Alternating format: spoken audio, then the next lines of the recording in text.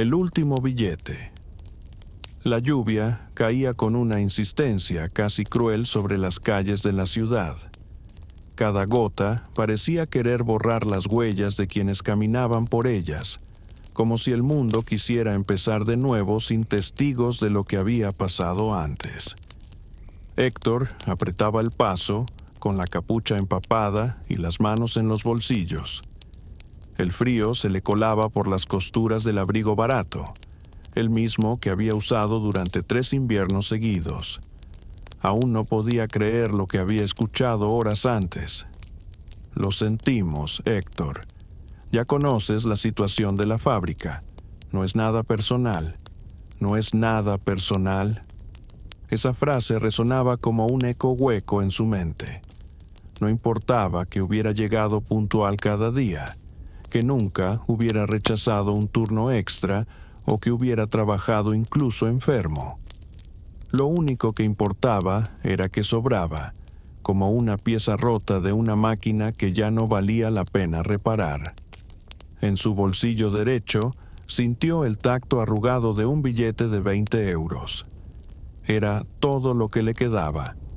Ni un euro más en el banco, ni una reserva de comida en casa. Solo él, la lluvia y ese billete que debía estirarse como un milagro hasta que encontrara otro empleo, si es que lo encontraba. Mientras caminaba, la ciudad parecía mirarlo con indiferencia. Los coches pasaban levantando agua sucia. La gente iba con paraguas sin prestar atención a nada más que a llegar a sus destinos. Fue entonces cuando, en un banco de piedra bajo una marquesina rota, la vio. Era una mujer anciana, de rostro demacrado y manos temblorosas. Sus cabellos grises estaban pegados a la frente por la humedad, y sobre sus piernas descansaba una bolsa de plástico transparente con un trozo de pan duro en su interior. Tenía los ojos rojos, no se sabía si por el frío o por haber llorado. Miraba hacia el suelo, pero sus labios se movían, como murmurando palabras a alguien que no estaba allí. Héctor sintió un pinchazo en el pecho. Siguió caminando unos pasos, intentando convencerse de que no podía permitirse ayudarla. Él también estaba en una situación crítica. Si gastaba ese billete, ¿qué comería mañana? ¿Pasaría hambre por un acto impulsivo? Pero sus pies se detuvieron por sí solos. Sintió una incomodidad en el pecho. Esa sensación de que mirar hacia otro lado sería como traicionarse a sí mismo. Se acercó despacio. La anciana levantó la vista, como sorprendida de que alguien se dirigiera a ella. «Señora», dijo él, sacando el billete de su bolsillo. «Por favor, use esto para comprarse algo caliente». Ella lo miró, primero con incredulidad, luego con lágrimas en los ojos. «No, hijo, no puedo aceptar eso. Tú también tienes pinta de necesitarlo». Héctor sonrió, aunque su estómago gruñía como para delatarlo. «Créame, lo necesito menos que usted ahora mismo».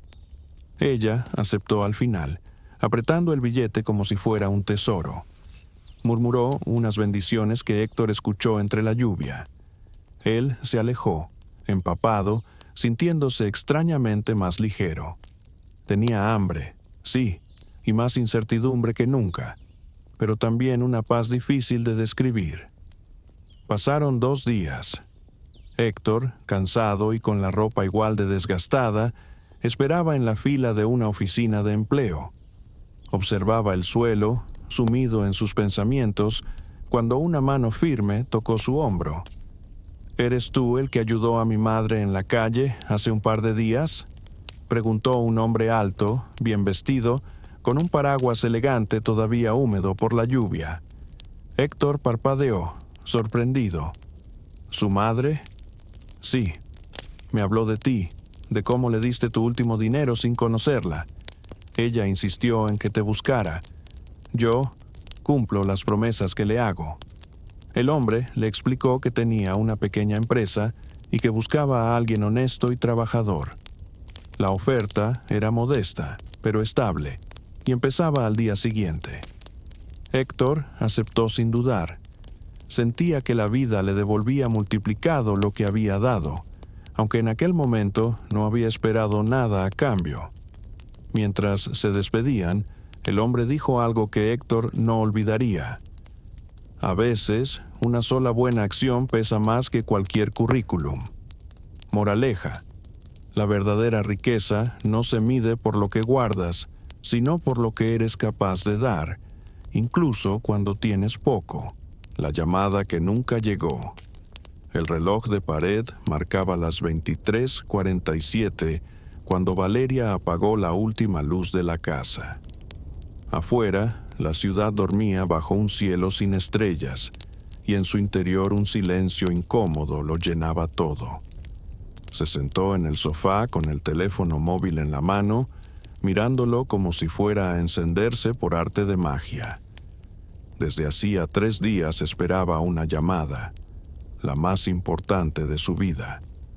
Había enviado su solicitud para trabajar en una editorial reconocida, su sueño desde que estudiaba filología.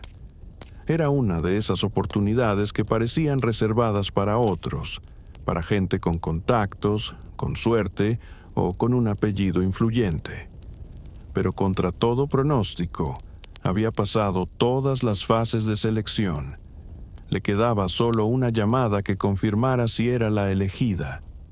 Durante 72 horas había mantenido el móvil cargado, sin activar el modo silencio, llevando el dispositivo incluso al baño. Cada vibración fantasma la hacía saltar, pero siempre era una notificación irrelevante, un mensaje en un grupo, un correo basura. Esa noche, sin embargo, había algo más que la simple espera. Sentía un nudo en el estómago, una mezcla de ansiedad y cansancio. En la mesita de café, junto a una taza de té ya frío, descansaba un sobre abierto. La factura de la luz, otro recordatorio de que su tiempo se agotaba. Si no conseguía el trabajo, tendría que volver al pequeño pueblo donde había crecido, y con ello abandonar el sueño que le había costado años de sacrificios. A las 23:58, resignada, dejó el móvil sobre el sofá y se dirigió a la cocina para beber agua. En ese preciso instante, un sonido metálico la detuvo. El teléfono vibró. Corrió de nuevo y lo tomó, pero no era la editorial. Era su madre. Valeria dudó. Su madre rara vez llamaba tan tarde y en ese momento temió que fuera una mala noticia. «Mamá», dijo con voz inquieta. «Hija, tu padre se ha caído en la huerta. No quiere ir al hospital, pero no me gusta cómo respira. No sé qué hacer». Valeria sintió el corazón encogerse. Miró la hora. 001.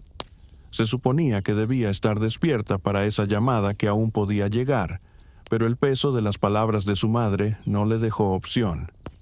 Tomó el abrigo, bajó corriendo y llamó a un taxi. Llegó al pueblo 1 hora después.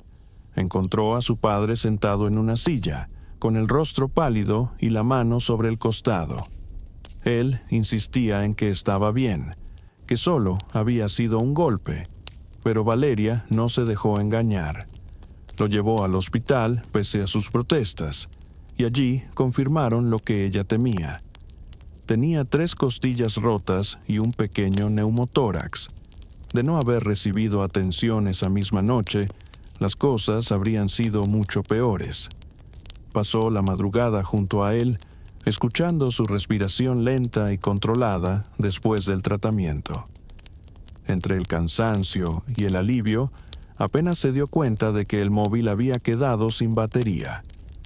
No fue hasta 2 días después, ya en casa, cuando lo encendió y revisó las llamadas perdidas.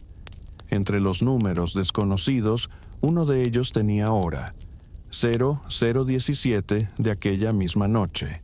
La editorial. No habían dejado mensaje, no habían vuelto a llamar.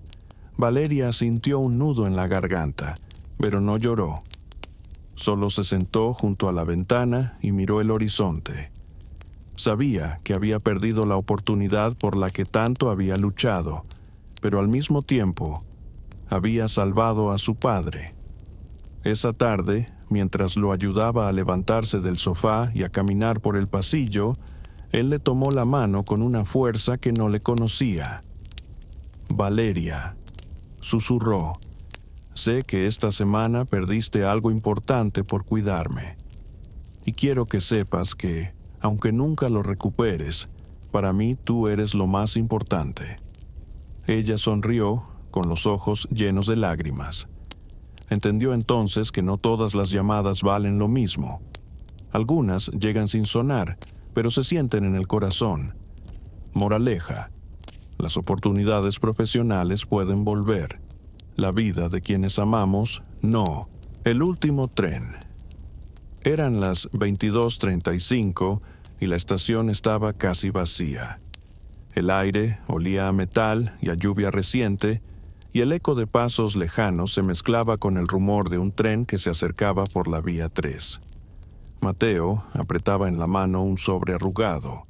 Dentro estaba el billete que decidiría su futuro. No era un viaje cualquiera. Aquella noche debía tomar el último tren hacia Madrid para asistir a la entrevista que podría cambiar su vida.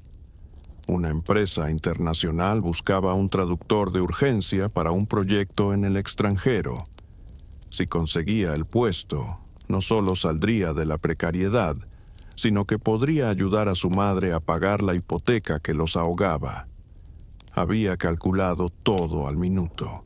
Salir del trabajo, recoger sus cosas, despedirse rápido y llegar a la estación con media hora de margen. Pero no había previsto la llamada que recibió justo antes de entrar al andén. Era su hermana menor, Lucía, con la voz entrecortada. «Mateo, mamá se ha desmayado. Estoy en casa, pero no sé qué hacer. No quiere ir al hospital. Dice que solo fue un mareo». El corazón de Mateo se aceleró. El tren saldría en 15 minutos. Si iba a casa, no llegaría a tiempo para viajar. Si se quedaba, su hermana estaría sola enfrentando algo que podía ser grave. Caminó de un lado a otro con el móvil pegado al oído, como si en esos pasos pudiera encontrar la respuesta. El altavoz de la estación anunció la inminente llegada del tren. Vio a los pocos pasajeros que esperaban acercarse al borde del andén. Todo en su interior le gritaba que subiera, que no desperdiciara la oportunidad. Sin embargo, la voz de Lucía volvió a sonar, temblorosa. «Mateo, tengo miedo». En ese instante tomó una decisión. Guardó el billete en el bolsillo, salió corriendo de la estación y llamó un taxi. Cuando llegó a casa, encontró a su madre sentada en el sofá, pálida, con la respiración débil. No esperó más. La llevó de inmediato al hospital. Los médicos confirmaron que había sufrido una arritmia grave. Si no hubiera recibido atención rápida, podría haber tenido consecuencias fatales. Mateo permaneció junto a ella toda la noche, sosteniéndole la mano mientras dormía conectada a los monitores. A la mañana siguiente, mientras el sol entraba por la ventana de la habitación, encendió el teléfono y vio un correo. La empresa había procedido con otro candidato. Sintió un vacío en el estómago, una mezcla de tristeza y resignación. Había perdido la oportunidad que tanto esperaba. Esa misma tarde, su madre, ya más recuperada, lo miró con ojos húmedos. «Hijo, quizá no lo entiendas ahora, pero gracias por haber elegido quedarte. El trabajo puede esperar. Yo no sé si podría haberlo hecho». Mateo sonrió débilmente. En ese momento, comprendió que la vida no siempre se mide por los logros que alcanzamos, sino por las veces que elegimos cuidar de los demás cuando más nos necesitan. Pasaron semanas antes de que algo inesperado sucediera. Uno de los directores de la empresa lo llamó personalmente. Habían sabido por un contacto común que Mateo no había acudido a la entrevista porque su madre estaba grave. El director lo consideró un acto de integridad y humanidad poco común. Quería entrevistarlo de nuevo. No sabía si aquello acabaría en un contrato, Pero mientras colgaba, Mateo entendió algo esencial. A veces, el tren que crees perder no es el último. Simplemente está retrasado. Moraleja: el verdadero éxito no está en lo que logramos, sino en lo que estamos dispuestos a sacrificar por quienes amamos.